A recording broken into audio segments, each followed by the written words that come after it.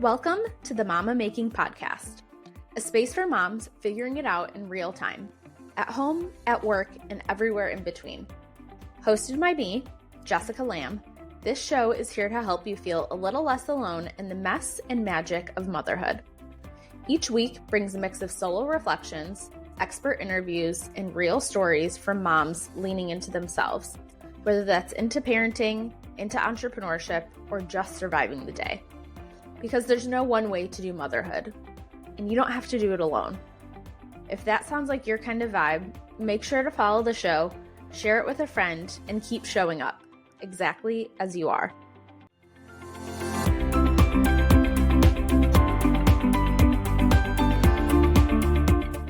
Hello, everyone, and welcome to the Mama Making Podcast. I'm your host, Jessica. If you are new, welcome. If you're not new, then welcome back. Today, I am so excited to have the incredible Anna Rodney on the podcast. If you don't know Anna, she is the founder of Chicago Family Doulas and Birth and Baby University. Chicago Family Doulas offers full spectrum birth, pregnancy, postpartum, and beyond support for families. Birth and Baby University provides virtual classes for expecting parents and professional development for birth workers. So, Anna, thank you so much for being here. I'm so excited to have you. Yeah, thanks so much for having me. This is such an honor. I love to talk about all the important things for perinatal professionals and for families because so often we forget all the things that people don't know and need to know, and it's just the space I love. Yeah, and we will get into all of it. So before we do, give people an idea of who you are, where you're from, whatever you're comfortable sharing. Yeah, absolutely. Thanks for the warm introduction also. As Jessica mentioned, I'm Anna Rodney. I am a mom of 3. That's first. I have growing children. Unfortunately, they're getting far too old. They're 15, 14, and 9.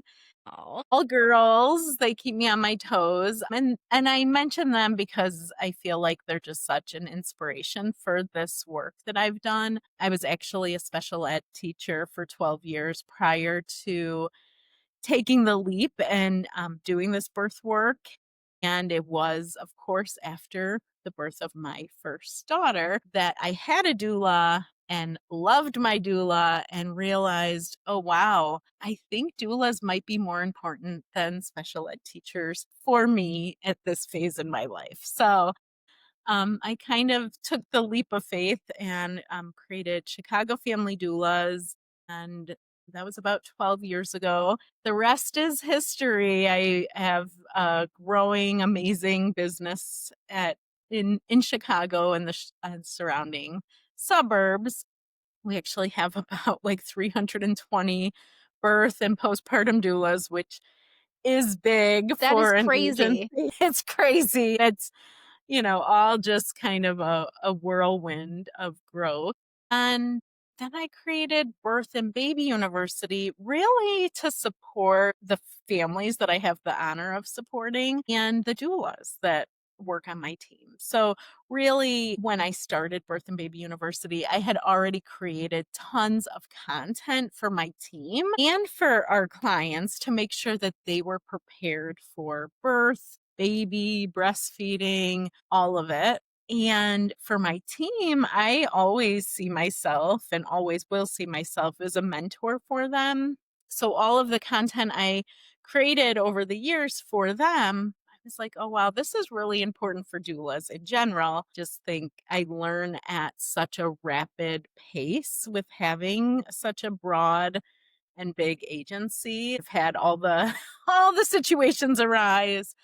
And I could really talk on that to hopefully prevent situations for other doulas and just help them be incredible. Really with the goal of just making sure families have the absolute best support. I love that. And I think coming at it from both sides of the family, as well as obviously supporting the family with birth work, but then supporting the doulas who are going through it, whether they're in your agency or not, having the knowledge that everyone is gathering from their experience is incredible. Yep, absolutely. And I think, my roots as a special ed teacher, I track things and get data on things and have everyone submit things that happened at the birth. And I use all of that. I pay attention to all those things. And I think, oh, wow, I think I should have a conversation with my team about this situation because other people can learn from it. So really, when I built my doula trainings, those situations that I've encountered were just at the core of all of. Yeah, that's so incredible. So let's go back to the beginning. What was it about your first birth experience with your doula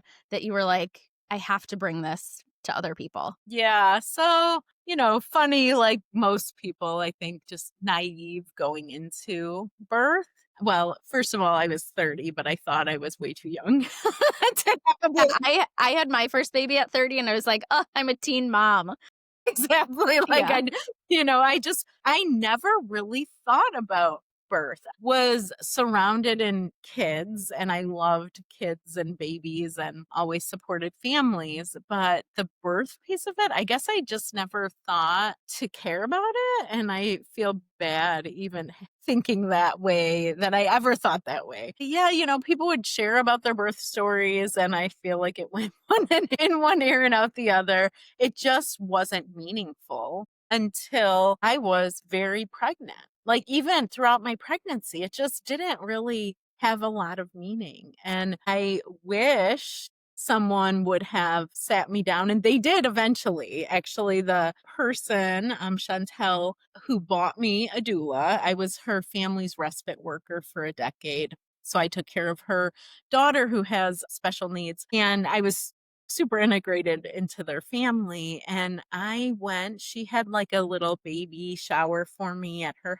home and invited her friends who were midwives, doulas, people who had home birth, people who had all different types of birth, but to celebrate me. And when I was talking about like what was going to happen for my birth, they were all just sitting there like, oh man, this is a bit, you're setting yourself up for something, not what you think. Yeah. My family all has precipitous births. So my mom and my sisters have babies in like 2 or 3 hours. So my mom had 5 babies super fast. My aunts had super fast babies where they think they might be in labor and then they have their baby. My sister was like, I don't know, I can't tell if I'm in labor, if I just ate too much and my pants are tight, and then 30 minutes later had her baby. So My these gosh. were the birth stories that I thought were normal because Yeah. those were the stories I heard and listened to. And that was what I planned for. So this baby shower I had, I think it was about 3 or 4 weeks before I ended up having my daughter, who came about 3 weeks early. So I'm at the baby shower and one of the women there, Rachel, was like, hey, I teach a birthing from within class. I'll gift that to you. Like, you should come. And so I was like, okay, sounds great. I'll come to that class. I only made it through 3 of the classes out of, I think, 5 or 6. That's why I know it was like pretty close. She was like, it's already started, but you can hop in the next session. And then Chantel bought me a doula, and she was like, and she came to my birth. So she had home births and, really knew about birth and loved it. So I had 2 support people, a doula and Chantel. And yeah, actually my water broke while I was in a meeting at work. I was wearing gray leggings, like yoga pants. And I was trying to finish everything up at work and had an IEP meeting. And I stood up and there was it was all wet and it was really gray. And somebody was like, think your water broke. You should probably go to the hospital. So I went straight to the hospital, wasn't feeling labor at all. Looking back, I'm like, I probably should have just went home. And then I was in the hospital for a long time. I was in labor for 42 hours. It was not what I expected at all. It was way longer, way harder. Yeah, just not what I thought it would be at all. The entire time, and my water had been broken for a few days. So the entire time, I just kept thinking, my goodness, if the doula wasn't here, this would have been a C-section. And I'm deathly afraid of needles and all these, I always say, I'm not opposed to an epidural, but for me, that was like the scariest thing on earth. Like I would put up with so much, but like, they went to go give me an IV and I'm like having a panic attack, crying Yeah. and begging and pleading, like, please no. So I did unmedicated births with all three of my kids, but not because I'm like gung ho against epidurals, but I'm like scared of Just needles. against needles. Just against needles, yeah. So yeah, I think that realization of, wow, this would have been so incredibly different if I did not have support, if I didn't have a doula. I know it would have been a cesarean birth. I know that that would have probably set me up for multiple cesarean births with all three of my kiddos, just because that's typically the trend. Yeah. And I also left birth with this feeling of, oh, wow, like I am so strong.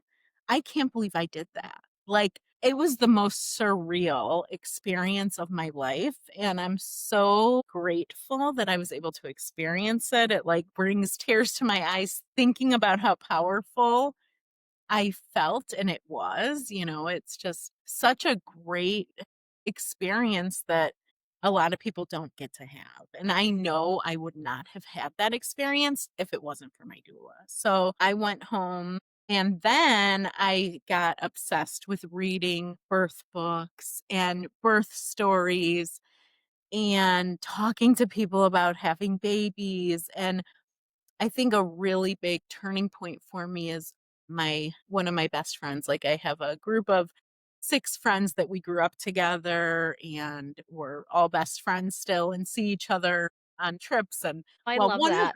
I know we're so lucky, but so my other friend had her baby and had a doula 2 months prior, had a great experience, very similar to mine, but a faster labor for her.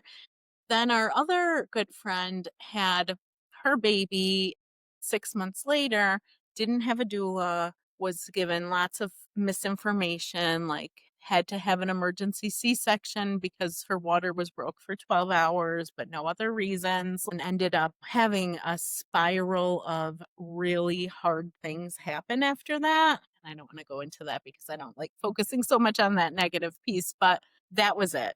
Like after my friend had that experience, I was like fueled and furious. Like this is not okay. This is not acceptable. We need to do better.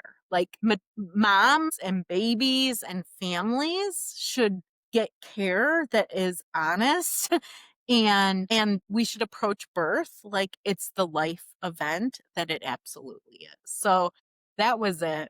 After that happened, I was like researching. I took doula trainings, like multiple doula trainings. I became a hypnobirth instructor, a Lamaze instructor. Like I was like, I am going to learn all I can and figure out how to share this with as many people as possible and change outcomes for as many people as possible. So that was really, I was already inspired by my own birth, but then when that happened to my friend and she's still dealing with consequences of that 14 years later, it just like, that's enough. That fueled me to go all in. And I Yeah. did. Yeah. I love that because I think so many times it's like you like, I had this experience. It was so great. But sometimes it takes being like, hey, everyone should be able to have this experience, and seeing someone not be served in the way that you feel that they should have been served, I think can be that fuel to the fire to get you going. Yeah, absolutely. It's like sometimes these small things and also just confidence.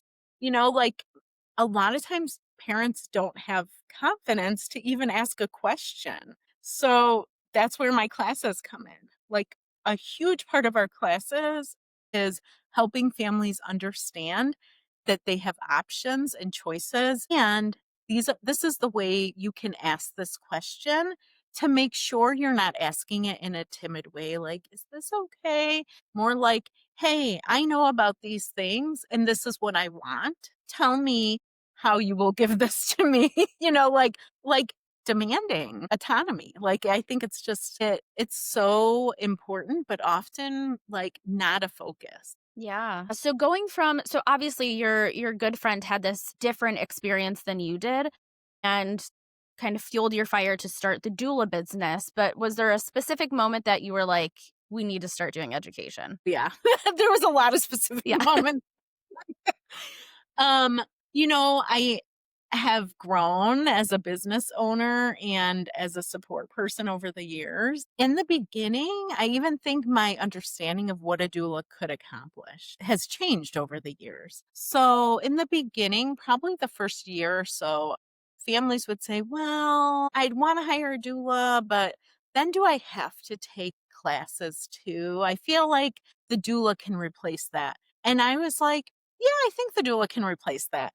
And I probably, I wasn't having that mindset for any other reason other than probably ignorance and lack of experience and thinking my doula replaced those things for me. But I also have a different personality than a lot of people. Like, I am the most stubborn, hard-headed person. Like, my mantra or whatever my friends always say, it's how you going to tell me? Yeah. Like, that's like, I'm a really hard-headed person. Yeah. And not everybody's like that. So because I had a doula, it supported what I wanted to do. But if I had a different personality type, my birth would have been very different. I wouldn't have known enough to know what I wanted. So there were some moments where families didn't have the birth that they wanted, and they came back and said, well, we wanted an unmedicated birth. We got an induction. So I don't think we should have to pay for this. This wasn't the support we wanted. And to me, it's not about the money at all. It's that feeling that that family had of they felt like the doula was going to save them from all of their choices. And they were disappointed that that didn't happen. I don't want families leaving birth feeling disappointed. Yeah. That's the disservice. As a doula, we're even in a really hard birth, there's going to be some disappointment, but there also could be this sense of, yeah, I'm disappointed that it didn't go that way, but I feel grateful that I had a voice, that my doctor listened to me, that I felt supported, But families were leaving birth. Some of them were leaving and they were like, I wanted an unmedicated birth. I didn't get that. So I don't think, I think it was false advertising. And I'm like, well, no, like, we can't promise you an unmedicated birth. Like, Right. you get a 38-week induction voluntarily. You chose this doctor that, has a 60% C-section rate, whatever. Like, there's choices that people make. And so I had a few experiences like that. And I was like, man, this is not a great feeling of like the saviors. Like, we're here to save you. You don't have to do anything at all to prepare. We're going to come in and save and protect you. That doesn't help any. That doesn't help doulas be respected or thought of as a positive impact in the in the birth community. Yeah. It doesn't help families feel empowered or feeling or knowing what they wanted. It doesn't give them a voice, which I always believe families, at least for me, and I see this often, like, you start really developing your voice throughout the pregnancy process, and it just continues with your little one. And I still use my voice to protect my children. So you really do a disservice to families if you're not reminding them that, hey, this is your birth. You need to make good choices here. You have to choose a provider that you feel comfortable with. You have to choose a hospital that you feel comfortable with. You have to understand what your options and choices are and get on the same page with each other and feel comfortable with the choices that you make, choice A, B, C, and D of every possibility. And if families have those tools and use those tools, then they have a more positive experience. So I've just seen it. I realized it pretty quick. I think it was less than a year. And I was like, we need to make sure families are getting education. And I also noticed, like, at that point, I was a hypnobirth instructor. And I noticed that if you don't help families plan for different possibilities, that's a disservice as well. So, I'd be teaching hypnobirth and I'd say, but if this happens, you need to know about these things. And if this happens, so I realized, you know what, I am not being true to hypnobirth. I think it's a great course and great curriculum and works really well for people who are having home births and birth center births, but that wasn't the population we were working with. So it Mhm. felt like a disservice. So I created my first books and curriculum at that point. And this is where, I felt really excited. I was just finishing my master's program when I quit teaching. So I had one semester left of my master's in education. And I was like, am I really just gonna I have to finish this. Like it was a, 2.5 Yeah. year. Yeah, that's a big endeavor. Yeah, I'm like, I'm going to finish it, but man, like this feels a little bit rough putting my resignation in, knowing I have like 6 more months of my master's program and just being done with teaching. So Yeah. I feel grateful that I was able to utilize my skill set and my background in education to build curriculum. And Yeah. I feel and I found that I'm really skilled at building curriculum, probably because of my special education background as well. And the experiences I have. So I can build programming really quickly and it's thorough and it's what families need. So it's been amazing launching Birth and Baby University a few years ago and feeling like I'm really getting to use my education here. And I do every day as a doula as well. Yeah. And I think something that is important about the childbirth classes in education, it's not just, I think there's this common misconception that it's just like learning positions and figuring out like the process of physiologic birth, which it absolutely is. But it's also learning what can go down in a hospital birth or a home birth or wherever you're choosing to birth, what can come up and what decisions you need to, what options you have, and learning how to advocate for yourself for, I wasn't presented with this option, but I know it's an option. How can I have this conversation? And learning how to communicate with your doula to say, these are the things that I have a hard no on or a hard yes, or this is absolutely what I want. And they can help you navigate those options that you learned through your childbirth education course. So it's not just, although it absolutely is, positions and comfort measures and all of that. It's also learning how to advocate for yourself and what your options are and how to make decisions that feel good for you, whether it turns out exactly how you wanted your birth to be or totally opposite. Yeah, absolutely. I always say my classes are usable information. Yes. Like it's one thing to know about, the stages of labor. But if you don't know what you're doing Mm-hmm. for each stage of labor and you don't know what your partner's doing, so what? Yeah. So what that Yeah. you know and yeah, exactly, like, so what that you know positions to get into. If you don't know when to use them, how to use them, why to use them, you don't know your partner won't know them to help you in all those different settings. If you don't advocate for yourself to even be able to move in labor, so what that you know comfort measures, like if you're not able to utilize them. Yeah, absolutely. So I'd like to take a little bit of a pivot and talk more about the business side of things. How are you balancing it all? And are you? There have been many moments where I felt like I can't do it anymore. Like, this is insane. I call them growing pains. We're kind of experiencing one right now. Usually, every 6 months, we have some growing pains, and I have enough foundation where the growing pains are much more manageable than they used to be. When it was just me and my sister in law, and we had a growing pain, that was hard. Like she would be overwhelmed with emails. I would pick up her slack. I would have 40 hours of phone calls with families, and then I would have to match them. Then I would have to do all these things. Now we actually just hired, I think, our 22nd admin. My gosh, that's awesome.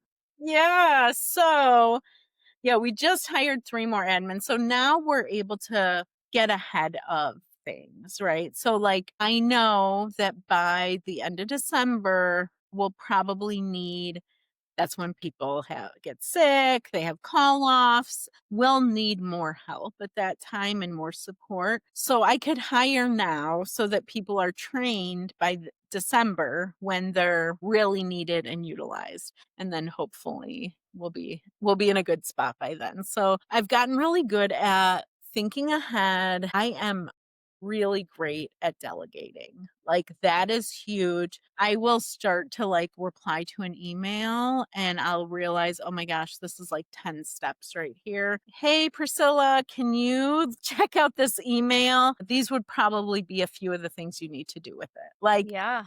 I've gotten really good at that. We have like a digital phone line so that everyone can view the text messages coming in and the phone calls coming in. And, believe it or not, like it's rare that I'm even logged into that phone line. I say we're having growing pains. I always say, I know we're having growing pains when I feel obligated to work on the weekends because I feel bad for who's Yeah. working. And I'm like, Yeah. oh, I gotta help them. Like, this is awful. Yeah. But usually, I've gotten to a point where I get to do things like this, like chat on podcasts and do speaking events and build bigger opportunities for the businesses. That's really been my focus. Honestly, it took me about 2 years to build our doula trainings and to record them all. I mean, they're about 21 hours of content and they have these beautiful books that go with them. Well, I am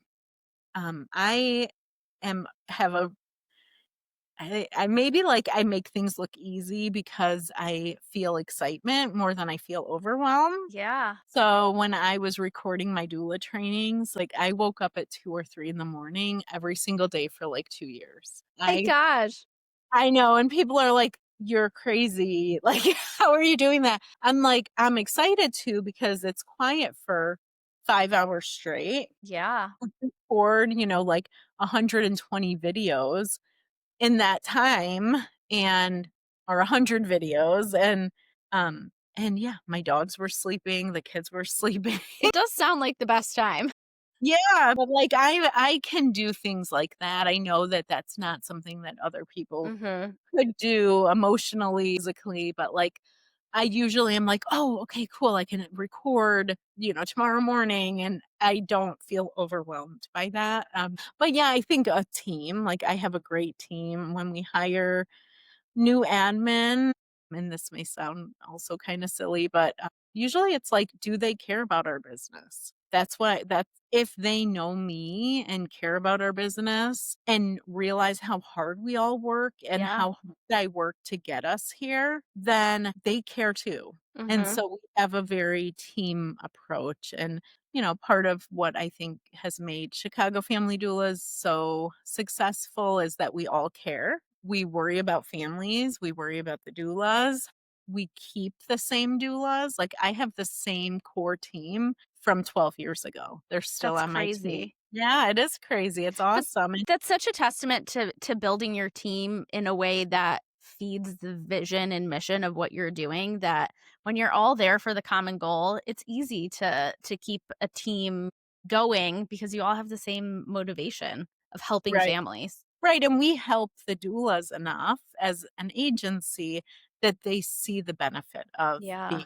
a team. Like we are professional, we're fast. We have somebody on call 24 hours a day to support families, to support Wow. doulas. Then they really do answer the calls, the text messages, like all of these really great supports that I think a lot of doulas would love and tons of families would love. Mhm. We've been able to integrate those. And then another piece of it, I mean, I knew that in order to sustain Chicago Family Doulas without me actively working forever and at a high volume, I had to create Birth and Baby University to have other sources of income because Yeah. an agency is expensive. Yes. Paying 21 admin to support families is expensive. So I had to think outside of the box with that. And that's why, I always say my job is just creating opportunities for my businesses so that I could sustain everything for everyone. Yeah, and I think it reaches exactly what you were saying about looking forward more often, and that you're able to forecast a bit more, like, we're growing and we're growing quickly, which means more people, which means more financial output. How are we going to manage this? And I think matching the need for education for both families and doulas while matching the growth is a true entrepreneur's like mixture of being able to see where are we going as a business and what do we need as an agency. Yep. And it was a lot of learning and Mhm. pain, like, sometimes I did not catch when we were growing. I didn't Mhm. realize it was happening, and yet there would be times where it was really, really hard. And I know this probably comes as a surprise to people who don't know me, but I'm super involved in my kids' life. Like, I wake up at 5 every single day, make each of them a different breakfast, a lunch, different lunches, drive them to school. I pick them up from school, make dinner. Those sorts of things are really important. I take them to their events. I am always the host of the crazy fun house. So we have like 20 kids here all weekend long. Like, I enjoy being with my kids. So I wanted to build something that would allow me to do that and was sustainable. Like, when I was teaching, I was not good at leaving. Like, I'd have to leave my kids. They were 3 and 2 when I quit teaching. But yeah, they'd be crying and pleading and begging me to stay home. And I'd just like cry my whole way to school, cry my whole way home. Like, I missed them. I didn't want to leave them. And then I was like, it's not going to get easier. They're going to go to preschool, and then I'm not going to be able to drive them. I'm not going to be able to go to their performances. I'm not going to be able to watch their like Halloween parade. Like, those sorts of things felt like I don't want to miss those Yeah. things. And traveling, I've always traveled a ton. And, as a teacher, I traveled every single summer and with my kids as well for the whole summer. And so I knew I didn't want a job that like didn't allow for some sort of flexibility. Yeah, and I think that's a common thing for a lot of mom entrepreneurs, and that's kind of an interest that I've taken with the podcast, and that there's so many parallels between motherhood and entrepreneurship, and that like you're thinking of a million things at a time. You're forecasting for a lot of different people, and I find the intersection of that is wanting to be home to be there for, like you said, the holiday parade or whatever it might be, that or even just the pickup and drop off, being able to be there for those things is worth the waking up at 2 or 3 to record video. And I think I'm seeing, just in speaking with a lot of people on the podcast, is so many more moms who are like, I want to do something professionally. I have a vision of what I want, but I also want my family to be at the core and the center of that. And you seem like you're doing it so well. I sometimes. Yes. Yeah. There's been times when I was the person on call 24 hours a day for 8 years. It was okay in the beginning because we didn't have that many doulas. We didn't have that many problems. There were times where, my family would just get to a restaurant and I'd be like, okay, perfect. I'm all done. I put out the last fire. Let's go. And I'd be like walking in and there would be a problem. Somebody would call off. I would like just go sit in my car and cry and be like, I can't do this. Like, this is so awful. And I experienced that as a birth doula too. So I feel for that. Like, okay, I'm gonna go to this fun event with my kids, and then you like get there and somebody needs you, or you're just like texting them and on the calls with them. So when I was able to give up that piece of being on call, everything changed. Like, I warned my kids, I'm like, there's going to probably be a few really hard years. I actually had an au pair for 2 years because when I was building Birth and Baby University, I started building it and I was like, this is going to be really hard. This is going to take, I built 10 classes and 2 doula trainings and a childbirth educator training. Like, I'm like, this is going to really consume me for a few years. I want to spend time with my kids, but I don't want to have to do, make them the breakfast, their lunch. Like, even if she did some of those sorts of tasks, it would make my time with them more cherished. Mhm. And yeah, then if I had to work late, then she could take them to the park. And like, I didn't want their life to really lack because I Yeah. wasn't able. So yeah, there was an intentional, and my kids never had a babysitter. So I tried a babysitter first, and that was like the worst experience ever. They weren't having it. Yeah. They like still tell stories about how awful it was. She wouldn't give me this and Yeah. she wouldn't let me come to your door. So I was like, yeah, babysitter's not going to work because they are so relationship based. Mhm. They will always just want me. So Yeah. Yeah. they needed somebody that they could love and would love them. And yeah, that was a really smart move on my end. I didn't think I'd be the type to necessarily want an au pair because I am always with my kids, but it worked out really well. It was a really great experience all the Yeah, way. and I think it's great to share those really hard moments and how you figured it out, because I think so many of us as entrepreneurs and moms get into a spot that it's like, oh my God, what did I do? But that we always climb out of it. There's always a way that we figure out how to make it work. Like you said, you didn't know if you'd ever be an au pair type of mom, but it's what you needed in that season. And I think to show that hard part of your business is so inspiring for other moms who are either going through it right now or thinking about getting into it, that they're like, okay, it's going to be hard, but it's get throughable. We're able to get through that section. Yeah, there was always like this goal in mind. Like the goal for me is freedom, like Mhm. being able to travel with my kids, being able to, spend time with them. Like that was always the goal. And I know that there were times where sometimes I didn't have time with them, but I tried my hardest. And I know we're always probably our own worst critics. There would be times where I just felt like, man, I haven't spent really great time with my kids in weeks. Like I'm rushing, I'm texting, I'm on calls, and just having a thought of like when I could focus and spend time with them, really prioritizing that. And yeah, we got through it. I mean, I think having the au pair made a huge impact. I was able to accomplish what would have probably taken me like 7 or 8 years. I was able to accomplish that in 2 years That's because I amazing. worked hard, woke up early even when she was there, but also like let her help me in all those extra ways. Mhm.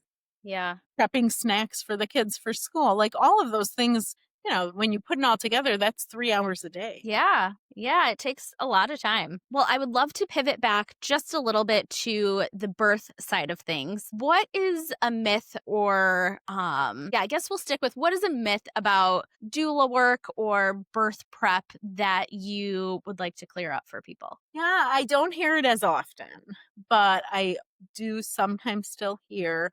I'm going to share two. The two big ones are I really like my doctor, so I don't think I need a doula. And I'm like, great. It's great to really love your doctor, but you probably won't see them much. You probably won't even see your nurses much. Your doula plays a very, very different role. And then on that same like note, sometimes people's doctors tell them, oh, the nurse will be your doula. And that's not true. I am saying this to protect nurses too, because Yeah. nurses come in the room for 1 or 2 minutes every 30 minutes, check vitals. They have a whole other job to do. Mhm. It is not to, I'm sure they would love to sit in the room with families, Yeah. hold hands, support them. That would probably be a dream. And probably at some point in history, that probably happened, but that's not what it looks like now. So that's one. I know that was kind of two. And then the other one is I don't want an unmedicated birth. I plan on getting an epidural, so I don't think I need a doula. And doulas absolutely support families with all of their birth choices and options. And even if they're getting an epidural, they still have to labor. It's not like I'm in labor, I'm going to run to the hospital and get an epidural. There's still early labor, early active labor, maybe even parts of active labor before they get an epidural. Everyone needs to cope. Everyone needs coping strategies, and doulas support choices, help inform families. And we should all be providing non-judgmental support. So it's not just unmedicated birth by any means. It's supporting families so they have autonomy and it could have an option and choice and such an important life event. Yeah, I love those too. So, what have some of your clients or even your team taught you about providing support and connection through motherhood? Well, I've realized how judgmental I used to be, even, before I had kids, even in my early phases of motherhood. And I am so, so, so glad that I had the wisdom to become a doula, because I've learned that no matter what people do and how they parent, and they all care so deeply about their children, that just helps me view the world in a more positive way. Like, no matter what, like, families are all trying to do their best. They really, truly love their kiddos. So I think that perspective, getting to know families, getting to know doulas, getting to know how we care for families, that's helped me. And often what I tell doulas, especially as they're getting going in this career, the families that need us the most are often the hardest ones to support, right? The families who are really, really struggling with anxiety, depression, all of it, they are sometimes really difficult. Like, you don't know if you're doing a good job, especially as a new doula. So when doulas encounter families that are really struggling, we act as big supports for them and big cheerleaders for them and the family. But yeah, just reminding them often that, like, that family is struggling and they really truly need the support, even if it doesn't feel like they're appreciative. So I guess those would be the two big takeaways that I've learned in this space. Yeah, I love that. What is a moment with a client or doula student that you'll never forget? I think almost daily we hear from families that, like, I don't know what I would have done without my doula. She is worth her weight in gold. It was so important. So those sorts of things. And then, we've had situations that I will never forget, where we've told families to go to the hospital, and, like, I feel like it saved their life. So there's plenty of those that, like, a doula would text us and say, "This is what my family just sent me. Like, what should I tell them?" And I'm like, "Tell them to go to the emergency room right now." And then, they go in for an emergency cesarean birth. So those sorts of things, like, when things are hard, I always remember, like, we probably saved some lives for sure, right? Because families trusted us enough to tell us something. And even if they felt dismissed in the hospital, when they tell us and we don't dismiss them and we say, "No, go back to the emergency room right now and show them this and tell them this," like that, those sorts of things, I know we're helping people. Yeah. Yeah, that advocacy is so important. And trust. I mean, Yeah. doulas have a special relationships with families because they trust us so much. What is one thing you want new or expecting families to know about what they're getting into? It's hard, but there is so much joy and so much love that you haven't even experienced ever. That woman Chantel told me this, and I thought it didn't make sense to me at that shower, but she said, like, "Are you ready to fall in love harder than you've ever fallen in love before?" And I was like, "Sure." It sounded so cheesy, and then it's so true. Like, the love you have for your kids and your child, your baby, like, there really isn't anything like it. And yeah, it just and it's interesting too if somebody's having their second or third. Like, I remember being worried, like, am I gonna love my second the way I love my first? How is that possible? And you love all your kids equally, and, for different reasons, but, like, the joy and the love is just set yourself up so that you could feel those things as much as possible. Like, if you're feeling like so overwhelmed and struggling, that's normal. And believe me, that is absolutely part of all of it.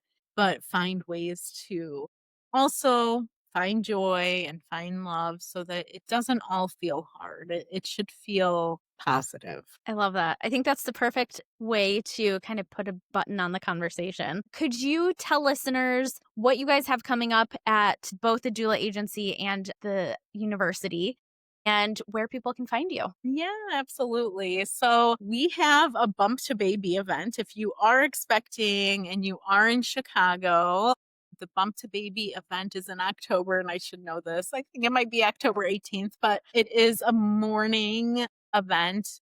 I'll be speaking there along with someone who specializes in newborn sleep, lactation consultants, and it's always a great time. We know how to party. We know how to throw a party. We For sure. throw lots of them, usually every few months. So if you're in Chicago and you're expecting, whether it's your first, second, third, come to that event. It's super fun. Chicago Family Doulas is available for families, even if they've already had their baby. I think a lot of people don't realize that, but about 50% of our families come to us after they had their baby because they're Wow. tired and Yeah. they're overwhelmed and they didn't have the support they thought they would have, or they didn't realize they would need support. So if you already had your baby, or you have a friend or family member that already had their baby and they're struggling, postpartum doulas are amazing. They take care of the entire family. So mom, baby, family, household, they cook, they tidy up. They're amazing. So that's always ongoing. And then, yeah, we have birth classes throughout the community and online. And Birth and Baby University, tons of great classes. We have an app that makes taking classes really easy. All of our classes come with these beautiful, very usable workbooks that will be a resource for you forever. We aim to make our classes affordable. A lot of people purchase our all access class pass because all the classes are so important, like birth, baby, breastfeeding. We have a twin class and a VBAC class, really great courses. And yeah, always able to connect with you. If you have questions or need anything at all, then emailing is always a great way to get a hold of us. And that's at hello@chicagofamilydoulas.com.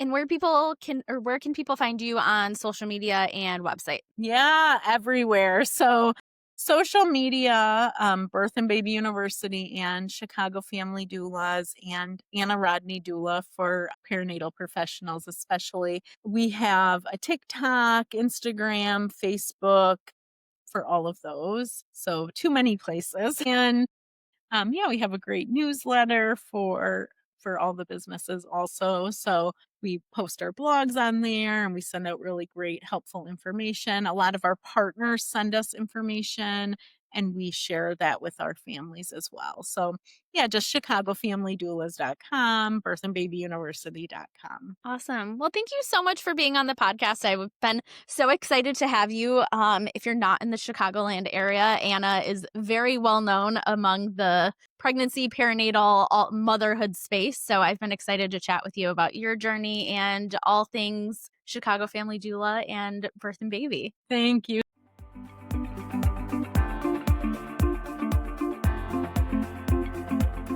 That's it for today's episode of the Mama Making Podcast. If this conversation resonated with you, share it with a friend, leave a review, or follow us on social media. We love hearing what's landing for you. And most importantly, keep making your way through. You're never in this alone. Thanks for being here, and we'll see you next time.